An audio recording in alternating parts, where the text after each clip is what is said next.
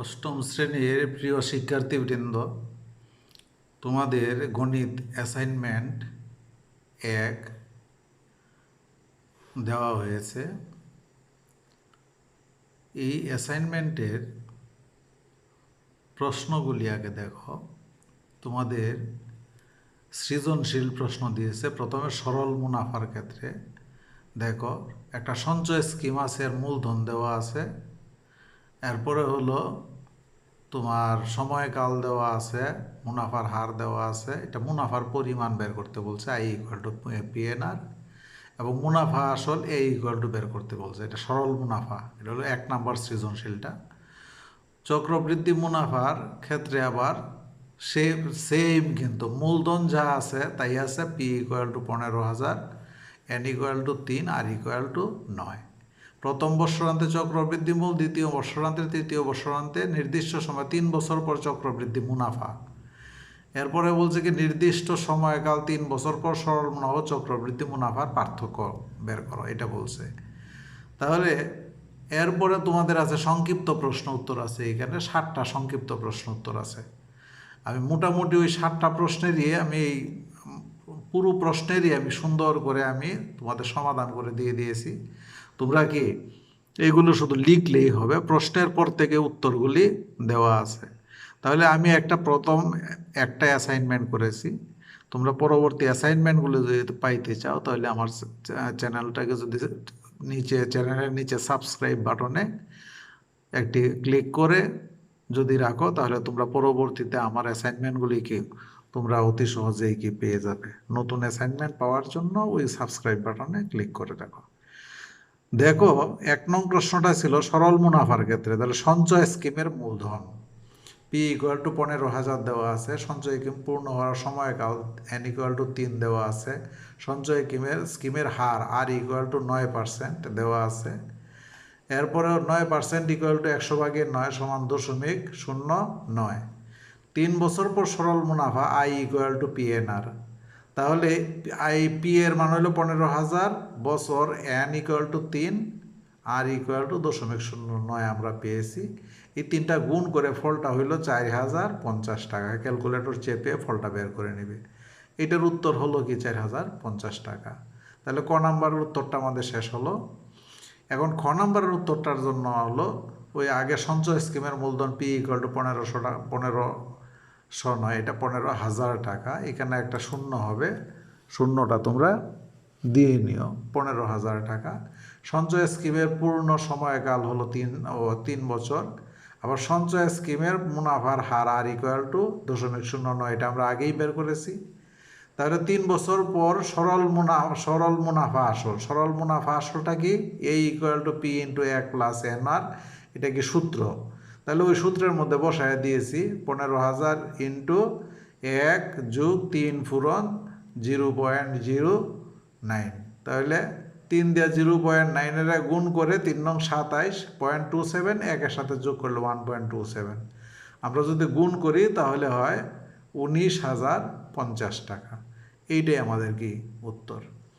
তাহলে দেখো, আমরা ওই সরল মুনাফার ক্ষেত্রে যে আমাদের ক আর খ আছে সেটা আমরা করেছি। এখন চক্রবৃদ্ধি মুনাফার জন্য আমরা এখন বোর্ডে যাচ্ছি। চক্রবৃদ্ধি মুনাফার ক্ষেত্রে অঙ্কটা করার জন্য এখন তোমরা এটা দেখো, চক্রবৃদ্ধি মুনাফার ক্ষেত্রে অঙ্কটা। তাহলে দেখো, চক্রবৃদ্ধি মুনাফার ক্ষেত্রে যেটা আছে এখানে, সঞ্চয় স্কিমের মূলধন পি ইকুয়াল টু 15,000 টাকা। 15,000 টাকা আমরা সঞ্চয় স্কিমের মূলধন 15,000 টাকা, ঠিক আছে। আবার সঞ্চয় স্কিমের পূর্ণ হওয়ার সময়কাল এন ইকুয়াল টু 3 বছর। আবার সঞ্চয় স্কিমের মুনাফার হার আর ইকুয়াল টু 9% সমান 9 পূরণ 100/1 ইকুয়াল টু কি 0.09। তাহলে চক্রবৃদ্ধি মূলধন এ ইকুয়াল টু, এই চক্রবৃদ্ধি মূলধন নির্ণয় করার সূত্রটা A equal to P into 1 যোগ r whole to the power n, এটা হলো সূত্রটা। কিন্তু বলছে আমাদের 1 বছর অন্তে, মানে 1 বছর পর। তাহলে n এর মান 1 বছর হবে। যদি 1 বছর অন্তে চক্রবৃদ্ধি মূল হয়, n এর মান 1 হবে। তাহলে এখানে পি এর মানটা আমরা বসিয়ে দিলাম, 1 যোগ আর এর মানটা বসিয়ে দিলাম, হোল টু দি পাওয়ার 1 দিলেও চলে, না দিলেও চলে। এখন 1 যোগ 1.9 যোগ করলে 1.09, এটাতে গুণ করে যদি, তাহলে আমার রেজাল্টটা হয় 16,350 টাকা। তাহলে এইটাই আমার উত্তর। এখন দেখো, যদি আমার খ নাম্বারের অঙ্কটা হলো, এটা গেল ক, চক্রবৃদ্ধি মুনাফার জন্য, এটা গেল ক নাম্বারের অঙ্ক। এখন সেই চক্রবৃদ্ধি মুনাফার জন্য কিন্তু খ নাম্বারের একটা অঙ্ক আছে। আমরা এখন উপরে চক্রবৃদ্ধি মুনাফার ক্ষেত্রে এই জিনিসটাকে আমরা মুছে দিই। চক্রবৃদ্ধি মুনাফার ক্ষেত্রে অঙ্কগুলি করতেছি, তবে এটা এখন খ এর পরে আর ক এর পরে গিয়ে আর লিখতে হবে না, ঠিক আছে? তাহলে চক্রবৃদ্ধি মুনাফা স্কিমের এটা খ নাম্বারের জন্য আমাদের এই অংশটা ঠিকই থাকবে। তাহলে বলছে দ্বিতীয় বৎসরান্তে চক্রবৃদ্ধি মূল, তাহলে প্রথম বৎসরান্তের জায়গায় আমরা দ্বিতীয় বৎসরান্তে চক্রবৃদ্ধি মূল, n এর মান আমরা বসায় দিব কত, 1 এর পরিবর্তে কি 2 বসায় দিব। 2 যদি বসায় দেই, তাহলে 1.09 হোল টু দি পাওয়ার কত 2, তাহলে 1.09 হোল স্কয়ার। তাহলে আমাদের রেজাল্টটা হবে, এখানে যদি ক্যালকুলেটর চেপে আমরা করি, 178 17821.50। তাহলে এখানে রেজাল্টটা হবে 17821.50 টাকা। তাহলে আমাদের খ নাম্বারের অঙ্কটা হয়ে গেল। এখন আমাদের বলছে গ নাম্বারে বলছে যে 3 বৎসরান্তে চক্রবৃদ্ধি মূলধন কত। তাহলে আমাদের খ এর পরিবর্তে কি গ হবে। গ নাম্বারের মধ্যে সেম লেখা হবে। এরপরে দ্বিতীয় বৎসরান্তে চক্রবৃদ্ধি মূলধন ইকুয়াল টু পি ইনটু, এটা হলো দ্বিতীয়র পরিবর্তে এখন হয়ে যাবে তৃতীয় বৎসরান্তে চক্রবৃদ্ধি মূলধন। তাহলে p into 1 plus r whole to the power কত 3, এখানে হবে 3, এখানে হয়ে যাবে 3, শুধু n এর স্থলে কি আমাদের 3 হয়ে যাচ্ছে।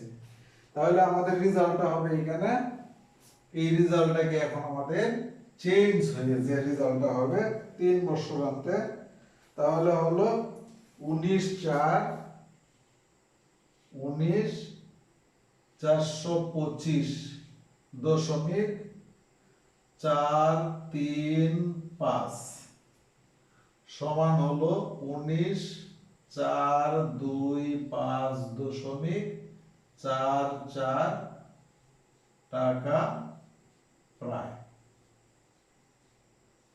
তাহলে কি হলো, এটা আমরা গুণ করলাম, এটার হোল কিউব করে এটার সাথে ক্যালকুলেটরতে গুণ করে দিয়েছি, গুণ করে দিয়ে রেজাল্টটা হলো কি আমাদের এইটা। তাহলে আমাদের রেজাল্টটা হলো এখানে 19,425.44 টাকা। এখানে কি প্রায় লিখতে হবে, যেহেতু আমরা এক ঘর কি যোগ করে দিয়েছি। এখানে এখানে 5 আছে থেকে এই 5 কেটে আগের ঘরে কি 1 যোগ করে দিয়েছি, 3 এর জায়গায় 4 হয়ে যায়, 5 6 7 8 9, এই তিনটা ডিজিটের যে কোনো একটা এখানে থাকলে এর সাথে 1 যোগ হবে, আর 0 1 2 3 4 কাটলে 4.25.43 হতো। ঠিক আছে, এটাই গেল আমার গ নাম্বারের অঙ্কটা। এরপরে ঘ নাম্বারের অঙ্কটা হলো 3 বছর পর চক্রবৃদ্ধি মূলধন চক্রবৃদ্ধি মুনাফা বের করতে বলছে এখানে। তাহলে দেখো ঘ নাম্বারের অঙ্কটা, ঘ হলো 3 বছর পর চক্রবৃদ্ধি মূলধন আমরা পাইলাম, এবং 3 বছর পর মুনাফাটা আমাদের বের করতে হবে। তো মূলধন থেকে কি আসলটা বাদ যাবে। তাহলে আমরা এই উপরে এটা কি মুছে দিই এখন।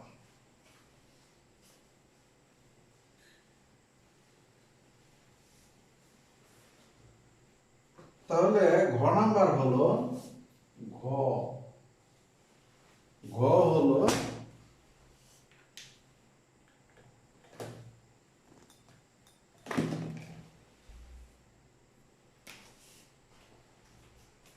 3 বছর পর 3 বছর পর চক্রবৃদ্ধি মূলধন, চক্রবৃদ্ধি মূলধন, মূলধন A equal to 19,425.44 টাকা। এরপর হলো মূলধন, মূলধন P equal to 15,000 টাকা। তাহলে 3 বছর পর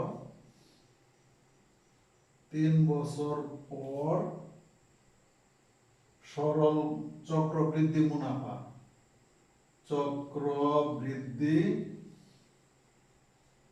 মুনাফা, মুনাফা equal to A minus P equal to 19,425.44 বিয়োগ 15,000 ব্র্যাকেট ক্লোজ এত টাকা সমান হলো 15 আর 4 19 4,425.44 25.44 টাকা, 25.44 টাকা প্রায় 25.44 টাকা প্রায়।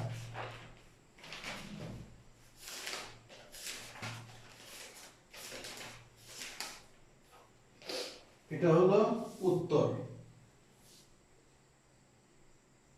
উত্তর হলো 4,425.44 টাকা প্রায় গেল এটা। পরে হলো নম্বরের অঙ্কটা হলো চক্রবৃদ্ধি মুনাফা ও সরল মুনাফার পার্থক্য নির্ণয় করো। তাহলে হলো 3 বছর পর চক্রবৃদ্ধি মুনাফা, 3 বছর পর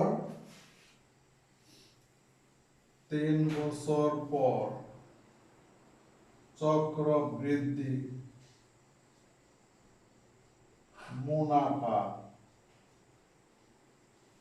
চক্রবৃদ্ধি মুনাফা কি 4,425.44 টাকা। এরপরে হলো সরল মুনাফা, 3 বছর পর সরল মুনাফা 4,050 টাকা। তাহলে 3 বছর পর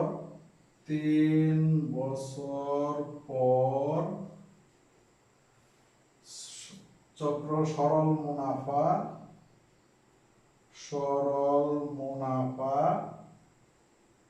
ও চক্রবৃদ্ধি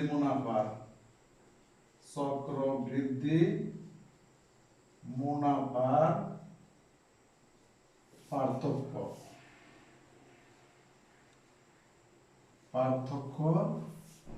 ইকুয়াল টু 4,425.44 বিয়োগ 4,050.00 দিয়ে দাও এত টাকা।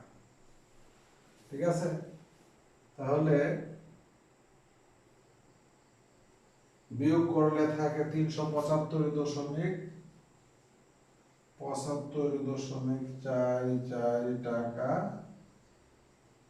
প্রায়। উত্তর 375.44 টাকা প্রায়।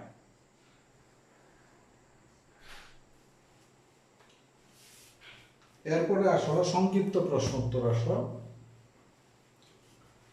তাহলে আমাদের সৃজনশীল এই পর্যন্তই আমাদের কি শেষ।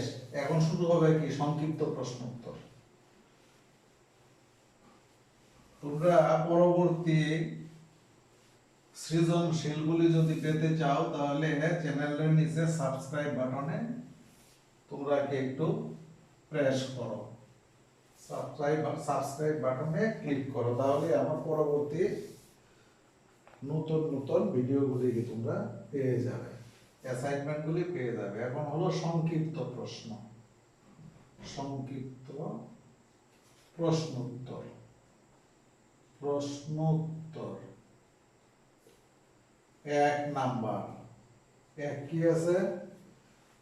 6, 11, 16, 21 বলা হলো এটাকে সাধারণ রূপে প্রকাশ করতে হবে, এটাকে বলা হলো। তাহলে দেখো 6 কে আমরা লিখতে পারি dot dot dot dot dot এরকম আছে।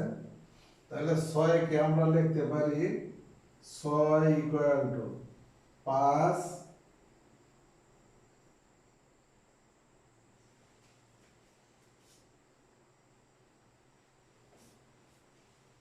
পূরণ হলো 6 ইকুয়াল টু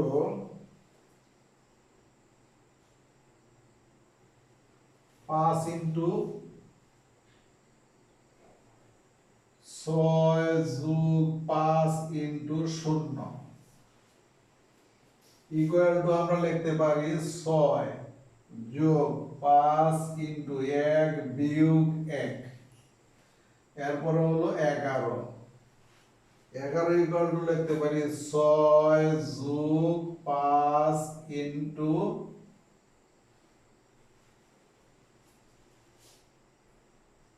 1 ইকুয়াল টু লিখতে পারি 6 যোগ 5 ইন্টু ব্র্যাকেটে 2 বিয়োগ 1, এরপরে হলো 16 6 যোগ 5 পূরণ হইল 2, 5 দ্বিগুণে 10 আর 6 16, এটাকে লেখা যায় 6 যোগ 5 পূরণ 3 বিয়োগ 1, 3 থেকে 1 গেলে থাকে 2, 16 পরে হলো 21 6 যোগ 5 পূরণ হলো 3 ইকুয়াল টু 6 যোগ 5 পূরণ 4 বিয়োগ 1। তাহলে এরকম চলতে থাকবে, এরকম চলতে থাকবে, ঠিক আছে? তাহলে এখানে বলা হইলো যে কি বলা হলো, সাধারণ পদটি কত। এখানে বলা হলো যে সাধারণ পদটি কি কত, এটা বলা হলো। তাহলে এই প্রশ্নটার মধ্যে আমাদের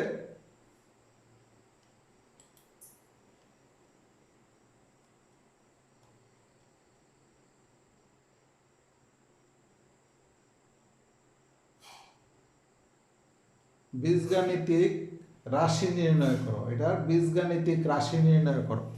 তাহলে প্যাটার্নটির বীজগাণিতিক রাশিটি হবে কি? প্যাটার্নটির বীজগণিত, অতএব প্যাটার্নটির বীজগাণিতিক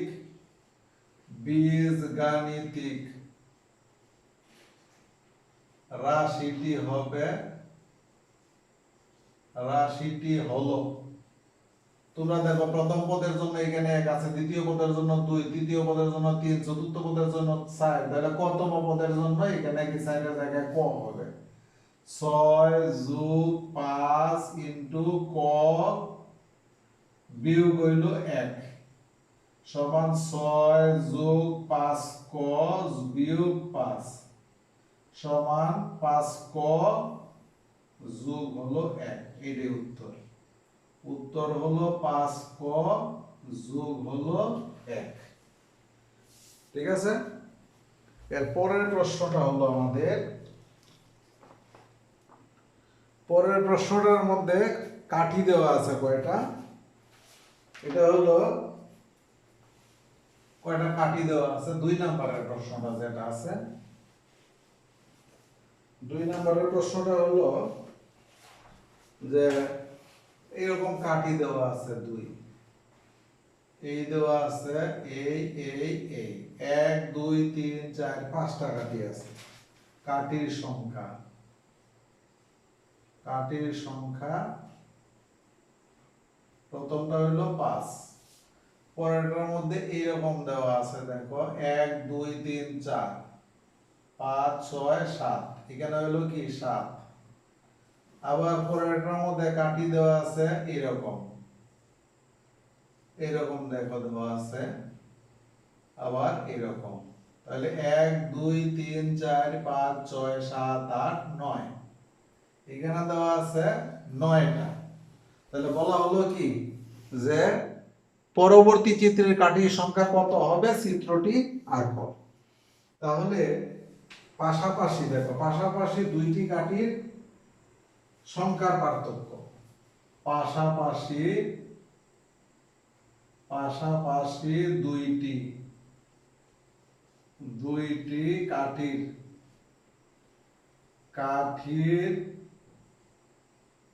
সংখ্যার পার্থক্য কত আছে? এইটার 2, এইটার 2, ঠিক আছে। তাহলে কি প্রতিবার পার্থক্য হলো, প্রতিবার পার্থক্য ইকুয়াল টু কত? 2। পরবর্তী কাঠির সংখ্যা হবে, পরবর্তী কাঠির সংখ্যা হবে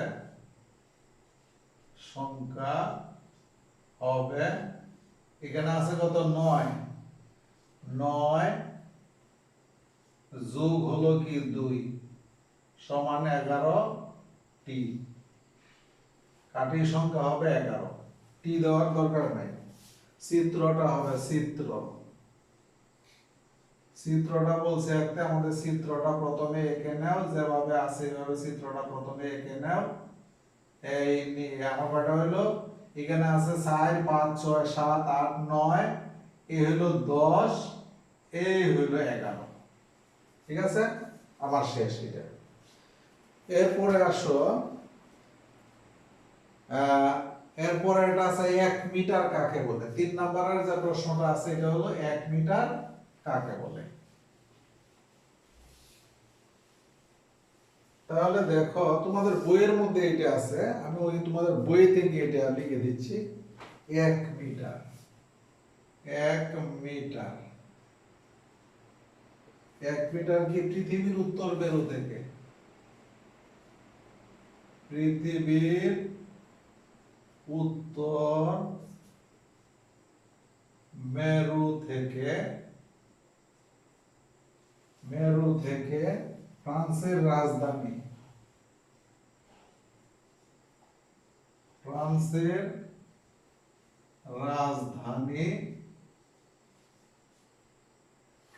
রাজধানী প্যারিসের দ্রাঘিমা রেখা, প্যারিসের দ্রাঘিমা রেখা বরাবর বিষুব রেখা পর্যন্ত, বরাবর বিষুব রেখা পর্যন্ত, বিষুব রেখা পর্যন্ত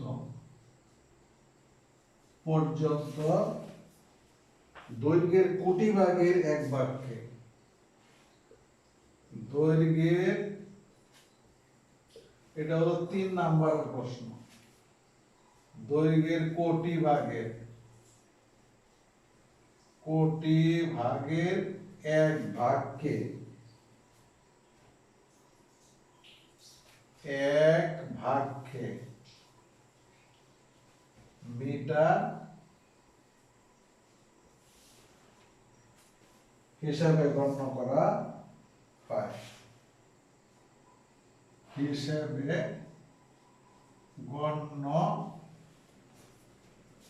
করা হয়।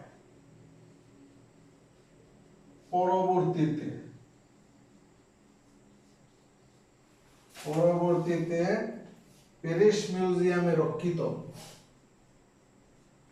প্যারিস মিউজিয়ামে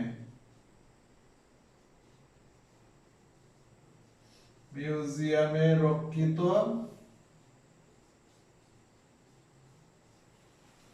মিউজিয়ামের প্লাটিনাম ইরিডিয়াম তৈরি,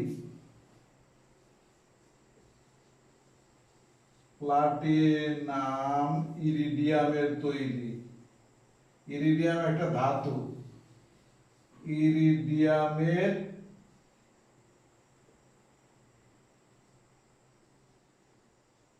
তৈরি, প্লাটিনাম ইরিডিয়ামের তৈরি রডের দৈর্ঘ্যকে, রড এর দৈর্ঘ্যকে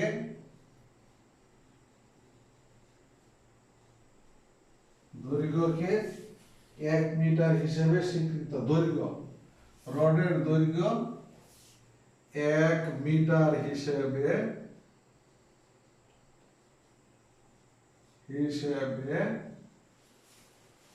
স্বীকৃত হয়।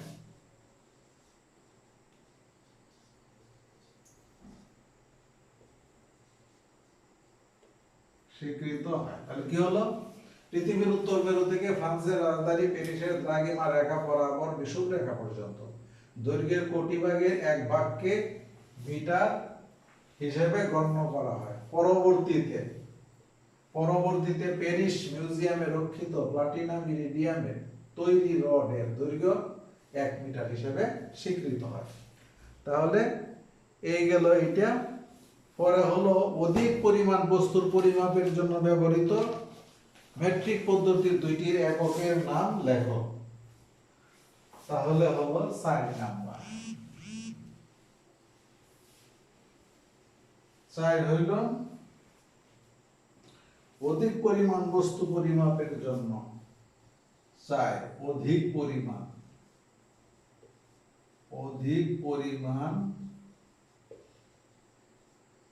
বস্তু পরিমাপের জন্য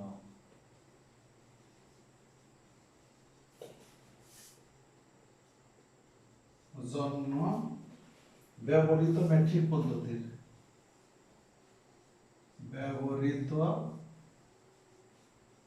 মেট্রিক পদ্ধতির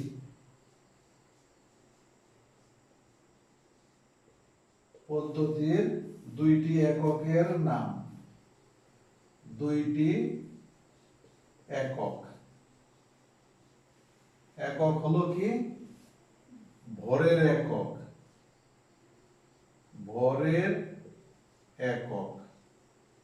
কিলোগ্রাম। ভরের একক হলো কিলোগ্রাম। এটাও কি আমরা যে কোনো কিছু মাপতে ব্যবহৃত হয়, আলু বেগুন এগুলি মাপতে ব্যবহৃত হয়। আবার হলো তরল পদার্থের একক, তরল পদার্থের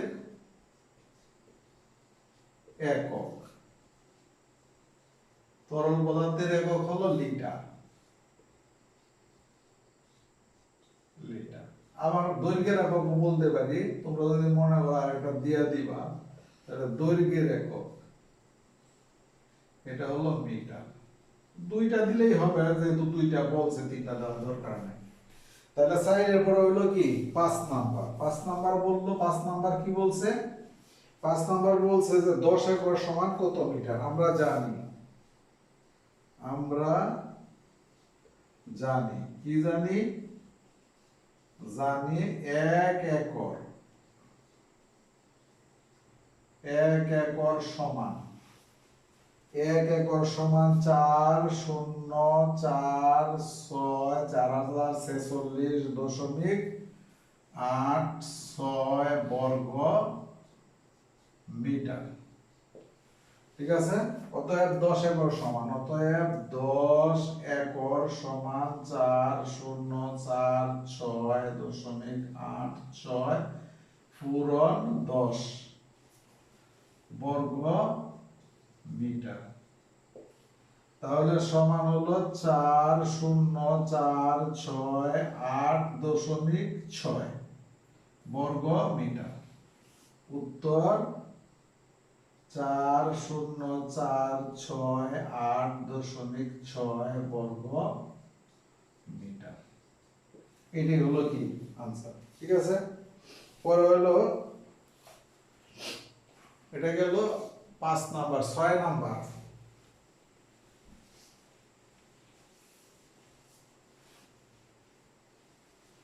6 হইল 160 সেন্টিমিটার সমান কত মিটার? 6। আমরা জানি আমরা জানি 1 সেন্টিমিটার সমান 2.54 ইঞ্চি। অতএব 160 সেন্টিমিটার সমান 2.54 পূরণ হলো 160 ইঞ্চি। তাহলে এটাতে যদি গুণ করা যায় তাহলে ফলটা হয় 406.4 ইঞ্চি। উত্তর 406.4 ইঞ্চি। ঠিক আছে। পরে হলো 7 নাম্বার। 7 নাম্বার অঙ্কটা হলো বলছে যে ঘরের আয়তন হলো কি 7,68,000 ঘন সেন্টিমিটার বায়ু পানির তুলনায় এত গুণ ভারী, ঘরটিতে বায়ুর পরিমাণ বের করো। তাহলে এখানে ঘরের আয়তন এটা দেওয়া আছে, আয়তন 768 এর পরে হলো 3টা শূন্য, এত ঘন সেন্টিমিটার। 768 3টা শূন্য ঘন সেন্টিমিটার। আমরা জানি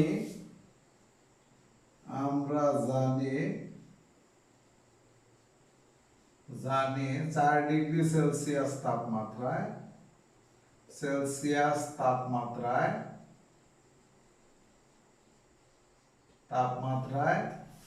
1 ঘন সেন্টিমিটার পানির ওজন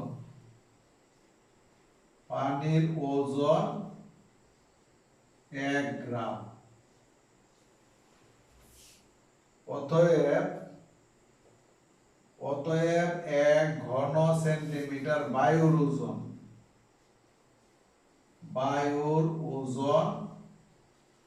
ওজনটা কি হবে? 0.00 এত গুণ বাড়ি, তাহলে 1 পূরণ 0.00129 এত গুণ বাড়ি যেহেতু তাহলে এত দেখি গুণ করে দিলাম 0.0129 গ্রাম। তাহলে আমার সেই ঘরের আয়তন কত আছে? অতএব 768,123 ঘন সেন্টিমিটার বায়ুর ওজন 1 পূরণ 0.00129 পূরণ 768,123 এত গ্রাম সমান হলো 9999 গ্রাম। কত কিলোগ্রামের কথা বলা হয়েছে? তাহলে এটাকে আবার 9900.72 ভাগ 1000 কিলোগ্রাম সমান হলো 0.99072 কিলোগ্রাম সমান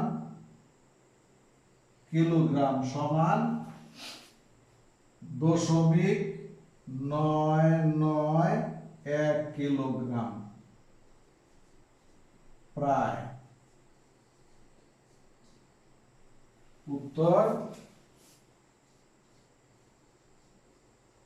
উত্তর হলো 0.991 কিলোগ্রাম, 0 কিলোগ্রাম প্রায়।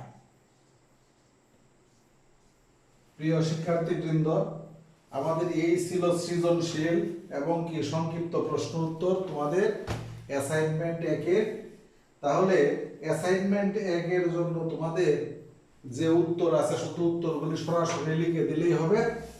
তোমরা ওই পরবর্তী অ্যাসাইনমেন্টের উত্তর যদি তোমরা পেতে চাও তাহলে চ্যানেলের নিচে সাবস্ক্রাইব বাটনে একটা ক্লিক করে রাখো, তাহলে কি পরবর্তীতে পেয়ে যাবে।